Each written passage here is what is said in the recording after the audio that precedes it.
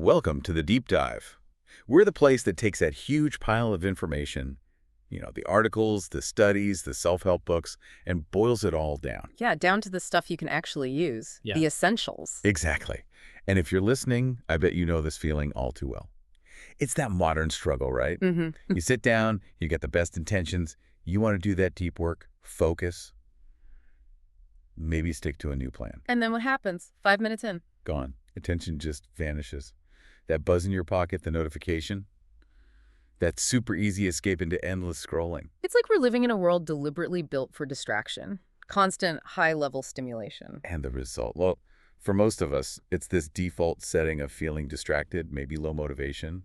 It's frustrating. It really is, and it feels like an attention crisis, almost engineered by our surroundings, our basic biology, the systems meant to drive curiosity, drive effort. Yeah. They're just getting hammered, constantly outbid by these instant, sugary rewards for the brain. So that feeling of always being behind or just not being able to focus on what really matters. It's not some kind of personal failing. That's the key thing. It's a predictable outcome, a symptom of a brain that's just, permanently overstimulated. Which is exactly why today our mission is to do a deep dive into this idea aimed right at fixing that, the dopamine detox. Right. And we're drawing heavily on the thinking of people like Thibault Marous, who've really looked at the psychology and behavior behind this. We want to explore precisely how our modern lives mess with our focus. And more importantly, how maybe a temporary strategic break, A reset. yeah, Yeah. how that can recalibrate our motivation baseline, get us back to finding drive, even enjoyment in those simpler, effortful things. Okay, but before we dive deeper, let's really nail down this core idea. Because dopamine detox, that phrase, it gets misunderstood a lot. Yeah, sometimes people really mock it. They do. So let's be super clear. We are not talking about getting rid of dopamine. That's impossible. And dangerous, right? Absolutely dangerous. Dopamine is critical. Movement, learning, memory. It's fundamental. It's the engine for motivation. So what is the detox then? It's about strategically cutting back on specific things. Those high stimulation, short-term activities, the ones that are hogging our reward pathways right now. The quick hits. Exactly. The quick hits that exhaust the system. The goal is just to quiet the noise, regain some control over our focus. Okay, let's unpack this. Let's really get into the mechanics. Why do we feel less motivated? And how can hitting reset actually make those hard, important tasks feel, doable again?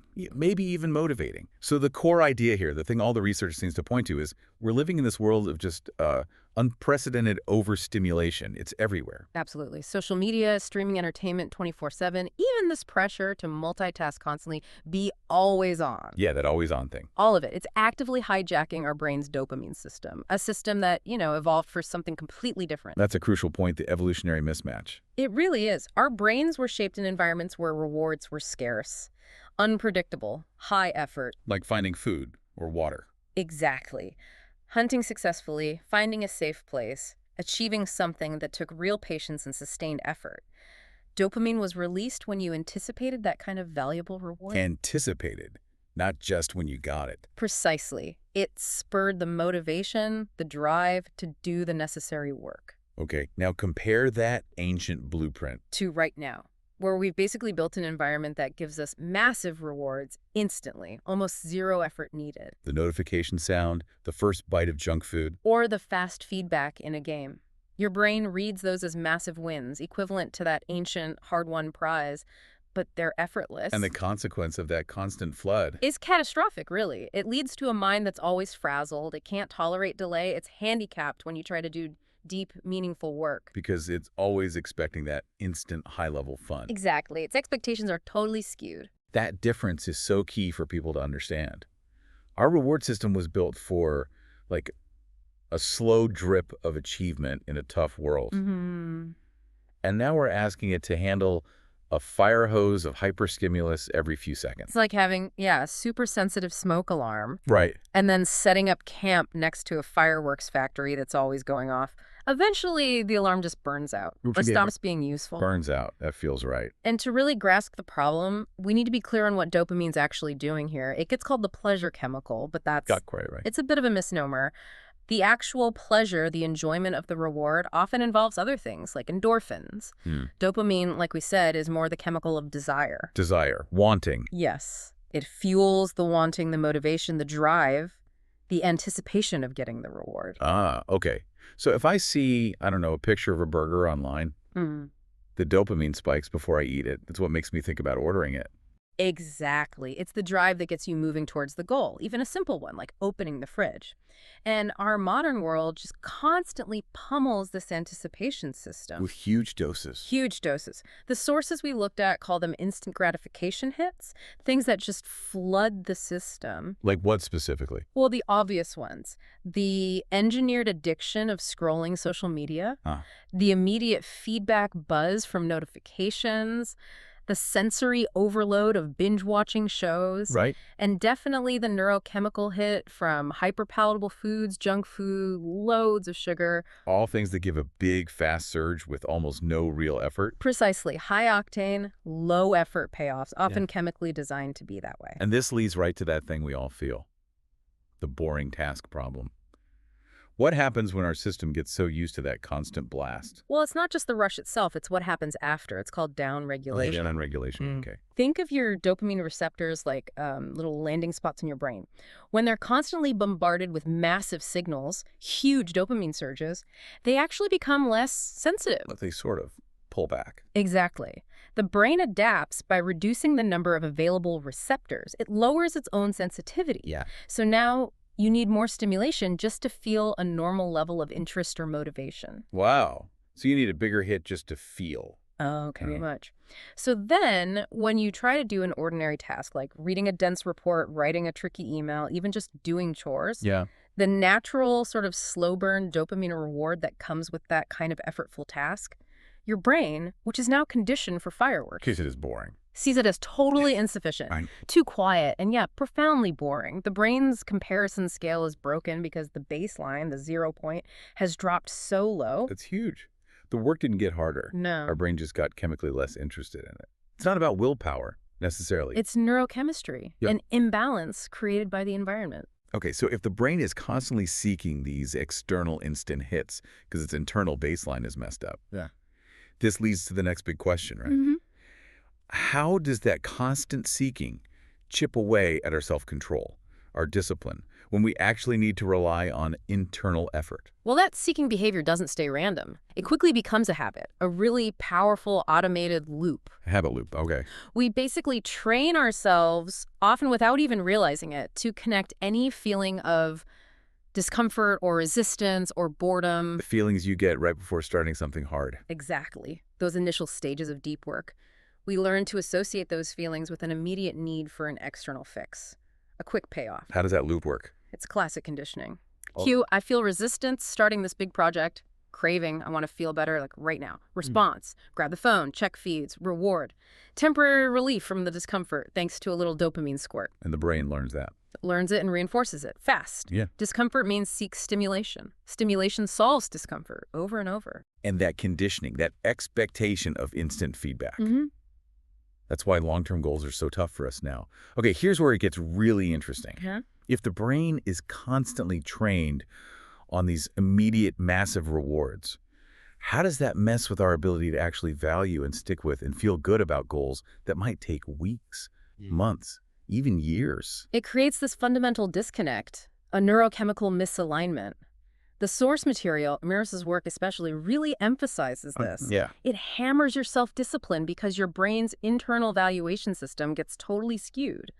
The bar for what feels rewarding enough becomes ridiculously high. So effort feels pointless. Almost. Why would you invest, say, 3 hours of really focused, low dopamine, high effort work on something that pays off maybe 6 months down the line? Especially if the payoff isn't even guaranteed. Right. When you could just open up Netflix or TikTok and get like 50 little micro rewards and novelty hits in just 3 minutes. The short-term reward versus long-term satisfaction problem. Yeah. But it's like the short-term option is on steroids now Yeah. and always available. Exactly. It's weaponized instant gratification. We end up trading what the Greeks called eudaimonia.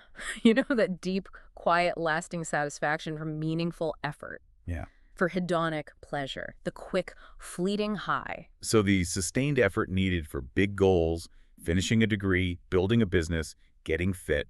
It just looks like a terrible energy investment to the overstimulated brain. Oh, which leads straight to avoidance Procrastination. because the brain's just chasing the next immediate high. Yeah. The slow, satisfying climb towards mastering something. Yeah. Completely unappealing when you're wired for instant hits. Okay, this brings us back to the detox idea itself. And we need to be really clear for everyone listening because dopamine detox sounds so extreme. It does. We need to repeat what it's not. It's not about permanently getting rid of dopamine. Absolutely not.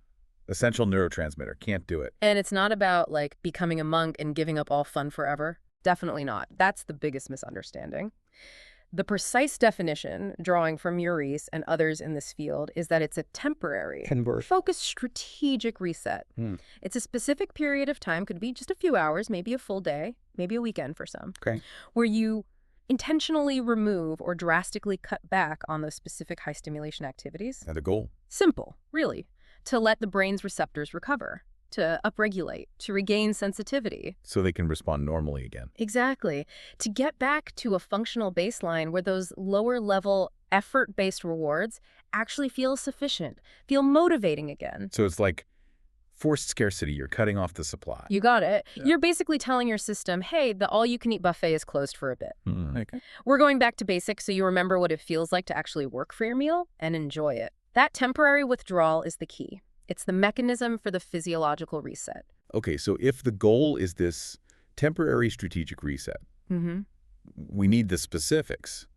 What exactly are we cutting out? And, maybe more importantly, why those things? Right. The lists provided, especially in Maurice's framework, are really helpful here. They target things that give you that immediate, effortless feedback, sensory or psychological bypassing the need for sustained internal effort. So the obvious stuff first. Yeah, the usual suspects. Scrolling social media feeds. Sure. Video games, especially the fast-paced ones. Yep. Binge watching Netflix or similar streaming. That immediate immersion. And, of course, the highly processed junk foods. Sugary stuff. Okay, those make sense. They provide instant sensory hits. But the list sometimes includes things that might surprise people. True. Things like excessive use of pornography, constantly checking news feeds. Right, the doom scrolling. Exactly. And the one that always sparks debate, excessive talking. Okay, let's pause on that one. Excessive talking, why is that on the list? Digital stuff, junk food, okay. But talking. It highlights the core principle. Avoiding external validation and high immediate feedback loops. Oh, okay. Not just digital feedback. Right. Think about really high energy or maybe argumentative social interaction. What does it often provide? Attention, laughter, agreement. Exactly. Immediate, often highly stimulating validation. Even the rush of, like, winning a point in a discussion, that's a rapid social reward. It acts like an external energy boost. So it's still feeding that need for an instant hit, just from people instead of the screen. Precisely. During a detox, the aim is to shift focus inward, away from seeking external stimulation and approval, towards quiet internal work, reflection. If you just replace the phone noise with equally intense social noise, You haven't really lowered the overall stimulation level. you got it. You haven't achieved the quiet baseline needed for the reset. So the key isn't necessarily total silence, but avoiding those rapid-fire high feedback loops, whatever the source. Yeah. Cutting the cord on all forms of immediate external reward seeking. Okay, so someone decides to try this. They commit. What are the practical steps? How do you actually structure this reset period? Right, how to. It needs structure. It's like a little experiment you run on yourself. Intentional scarcity. First step. Pick your duration. Okay. If you're just starting, want to build awareness, maybe try just a few hours, say 4 hours on a weekend afternoon, no phone, no streaming, none of it. That sounds doable. Maybe challenging, but doable. It's a great starting point. For a deeper reset, though, maybe if you feel really wired, a full 24 hours is often recommended. Like Saturday evening to Sunday evening? A common approach, yeah. Yeah. Gives you a solid block. Okay, duration picked. What next? Preparation. This is critical. It's where most people stumble. You have to actively remove the triggers beforehand. Get them out of sight, out of mind. Out of reach, more like it. If the phone's the main issue, don't just put it on silent. Put it in a drawer, maybe even lock it. Or give it to someone else for the day. If you're serious about the reset, yes. If junk food's your go-to, get it out of the house the day before. The rule during the detox period is strict avoidance, 100%. No cheating. No cheating. A single scroll, one sugary snack, it can kind of short-circuit the process, start that downregulation cascade again. Wow. That sounds genuinely difficult, especially those first few hours. Your brain's going to be screaming for its usual hits. Oh, absolutely. You have to anticipate the withdrawal. It's real. What does that feel like? The moment you cut off the usual input, yeah, your brain will likely protest. You might feel agitated, restless, maybe intensely bored, strong cravings for whatever you're avoiding. That sounds awful. It can be uncomfortable for sure, but seeing that reaction is actually confirmation. It shows you how hooked the system was. So the craving isn't a sign you need it. It's a sign the detox is working. Exactly. The key, especially in those first, say, 6 to 8 hours, is just radical acceptance. Acknowledge the discomfort. Notice the craving, but don't mistake it for a genuine need. It's just the addiction talking. Okay, but you can't just sit there white-knuckling it in misery, can you? The detox isn't just about suffering, right? It's about redirecting. Absolutely not about just suffering. It needs to be an active period, but active with internal engagement. So what do you do instead? This is the low dopamine alternatives part, the constructive shift. Right. You need to fill the time, but with activities that require internal effort, offer delayed satisfaction, and have minimal external sensory input. Okay, like what? The sources give some great examples. Journaling is a big one Why journaling? because it forces you to process thoughts internally, organize ideas, reflect. It's active mental work, but quiet. Makes sense. What else? Going for long walks, but crucially, without music or podcasts. Just walking, observing. Uh-oh, just walking. Just walking. Mindful meditation, obviously. Reading a physical book, something that demands sustained focus. Not scrolling articles online. No, a real book. Yeah. And also things like focused planning, reviewing your goals, thinking strategically. Okay, for someone used to constant input, constant speed, these alternatives sound almost painfully slow. Quiet. They are. They're supposed to be slow and quiet. They require effort. They lack that immediate dopamine hit. And that's the point. That is the point. By choosing these activities, you're not just killing time, you are actively retraining your dopamine system. You're teaching your brain, hey, this quiet effort, this internal focus, this is where satisfaction comes from now, even if it takes longer. So you're recalibrating what feels rewarding. Exactly. That shift is the absolute core of the process. It allows the system's sensitivity to come back up so that normal, necessary tasks start to feel okay again, maybe even good. So you get through the detox period, you survive the boredom, resist the urges. What happens then? Yeah, what's the payoff? Let's talk about the reclaimed mindset. What are the actual noticeable results? The benefits described based on this work are pretty dramatic, and they're all connected, flowing from that restored baseline sensitivity we talked about. Okay, break them down for us. There are roughly 4 main categories. First, and maybe most obviously, significantly improved focus and productivity. Makes sense. Less noise. Right. With that constant high-level static turned down, your brain isn't hunting for the next novel thing all the time. It can actually dedicate its resources to one complex task. Deep work becomes possible again. Okay, improved focus. What's second? Better self-control. And, maybe more importantly, a much clearer awareness of your habits, especially the destructive ones. How does that work? The detox creates space. Space between the urge, the craving to grab the phone, say, and the action. You start to recognize that impulse not as this overwhelming need you must obey, Yeah. but as just a conditioned response, an automatic habit. And because you see it clearly, you realize you have a choice. You can override it. That awareness, that gap, Yeah, that's power. it really is. Metacognition, understanding your own thinking. Okay, third benefit. What's number 3? This one's more psychological, maybe. It's an increased ability to actually enjoy simple things again, meaningful activities. Suddenly, the quiet focus needed for reading, or just the feeling of walking outside without earbuds, it feels genuinely engaging, stimulating even, not dull or boring. So that's proof the baseline really did reset. Simple things feel good again. Exactly. It's confirmation the system is recalibrated. And the fourth benefit, this is really the big prize for anyone struggling with long-term effort. Okay. Increased motivation for your long-term goals. Because Your brain's baseline is reset, that lower-level, slow-burn reward associated with effortful work.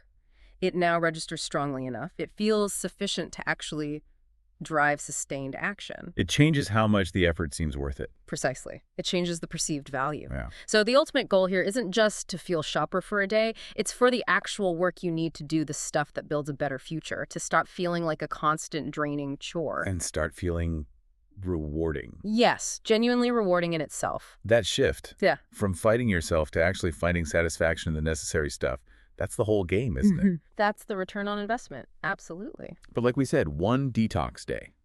It's not magic. It won't erase years of habits overnight. No, definitely not. So how do we take this temporary reset, this moment of clarity, and turn it into lasting change? We need that springboard strategy you mentioned. Right. The detox itself is just the ignition. It shows you what's possible.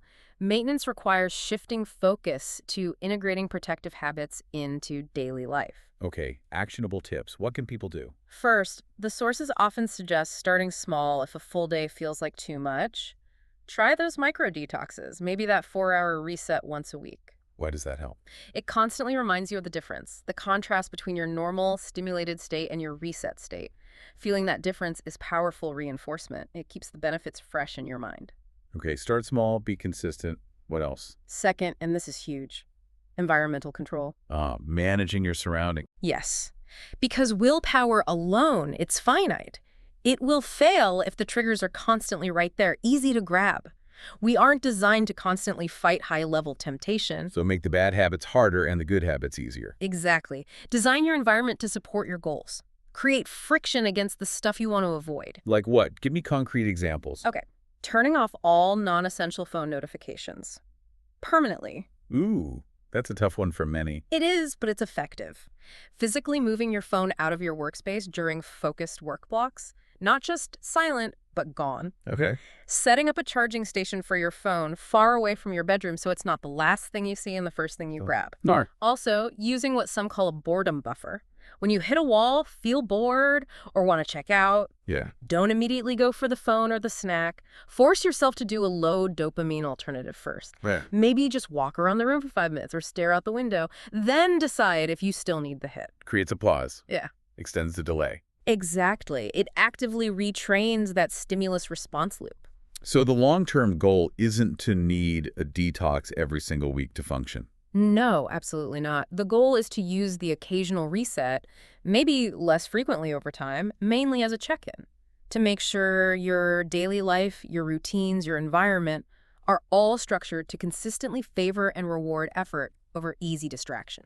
It's about consciously designing your life, knowing how your brain works in this modern world. It's permanent behavioral engineering, yeah. Once you recognize you're living in what's basically an addictive environment. You gain the power to adjust the input. Right. And by adjusting the input, you adjust the output, your focus, your motivation. So wrapping this up, Mm-hmm. what does this all really mean for you, the listener? Mm-hmm. Fundamentally, it sounds like a declaration of independence. That's a good way to put it. Reclaiming your most precious resource, right? Yeah. Attention. And deliberately rewiring your brain to appreciate the value, the satisfaction in doing quiet, focused, effortful things. Instead of just chasing the shallow rush of the next new thing, finding joy in simplicity again. Finding motivation in goals that actually matter long term. It's not just a productivity trick. It's maybe the ultimate form of psychological freedom you can find in this crazy, hyper-connected world. Hashtag outro. Okay, so we've done a real deep dive today into the dopamine detox. Mhm. The core problem we found is this hijacked motivation system. Yep. Caused by way too much high stimulation input all the time. And the solution, a temporary, strategic cutback on that input, a reset to get your motivational baseline back to where it should be. And remember, your brain has literally been conditioned to see effort as, well, not very rewarding. The detox is like a system shock, a powerful reminder of what real focus feels like. Right, it lets the actual rewards of doing something difficult register properly again. So deep work feels less like pulling teeth and maybe more like, well, an achievement you can actually feel good about. Okay, so for our final provocative thought, something for you to chew on this week. Yeah. Building on all this. Mm. If it's true that all this high stimulation makes the important work feel boring or hard, what's one small, low dopamine activity you could deliberately choose to do this week? Not a full detox yet, just one small thing. Yeah, something Yeah. to inject just a moment of quiet internal satisfaction into your day. Maybe it's committing to, say, 10 or 15 minutes of quiet journaling, no music, no phone nearby, before you even look at email in the morning.